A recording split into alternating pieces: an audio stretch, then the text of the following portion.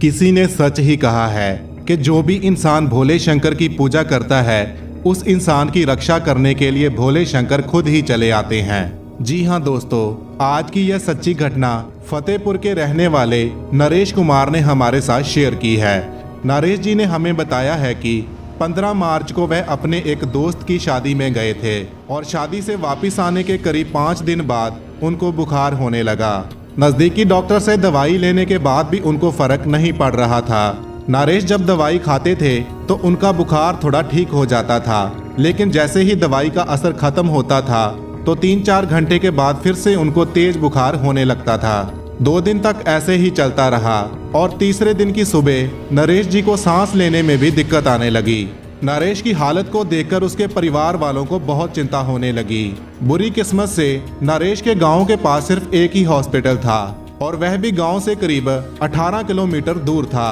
नरेश के घर वाले नरेश को उस हॉस्पिटल में ले गए, लेकिन जब तक नरेश उस हॉस्पिटल में पहुंचा तब तक नरेश को सांस लेने की दिक्कत बहुत ज़्यादा हो चुकी थी। हॉस्पिटल में पहुंचने के बाद डॉक्टर ने नरेश का ऑक्सीजन लेवल चेक किया और बताया कि नरेश का बचना अभी नामुमकिन है, क्योंकि अगर आधे घंटे में नरेश को ऑक्सीजन नहीं मिली तो इनकी मौत हो जाएगी और इस समय हॉस्पिटल में बिल्कुल भी ऑक्सीजन अवेलेबल नहीं है। डॉक्टर ने बताया कि उनके पास ऑक्सीजन का सिर्फ एक ही सिलेंडर बचा था और वह भी सुबह खत्म हो चुका है। डॉक्टर की इस बात को सुनकर नरेश और उसके घर वाले बहुत डर गए।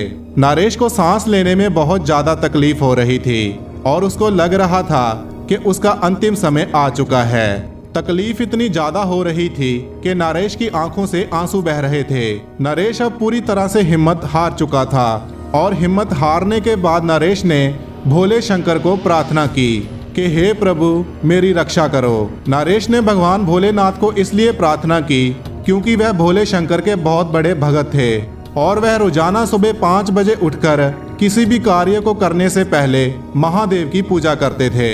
नरेश को तड़पता देखकर उसके घर वाले चाहकर भी कुछ नहीं कर पा रहे थे और उनको लग रहा था कि नरेश की जान उनके हाथों में ही निकल जाएगी।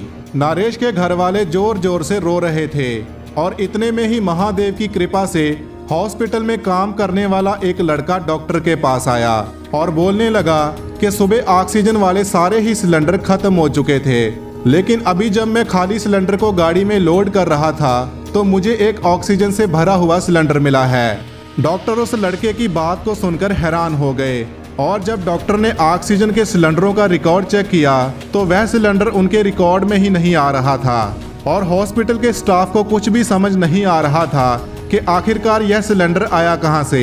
लेकिन नरेश कुमार को यह समझ आ चुका था कि वह सिलेंडर महादेव स्वयं वहां पर छोड़ कर गए हैं। समय रहते ही नरेश जी को ऑक्सीजन मिल गई और उनकी जान बच गई। 2 दिन के बाद नरेश जी पूरी तरह से ठीक हो गए और उनको हॉस्पिटल से छुट्टी मिल गई।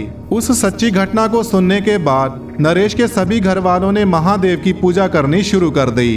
दोस्तों, मुझे उम्मीद है कि यह सच्ची घटना की जानकारी आपको अच्छी लगी होगी और अगर आपको भी ऐसा लगता है कि भगवान भोले शंकर इस दुनिया में हैं तो इस वीडियो को लाइक कीजिए और चैनल को सब्सक्राइब करके बेल आइकन को जरूर दबा लीजिए। धन्यवाद।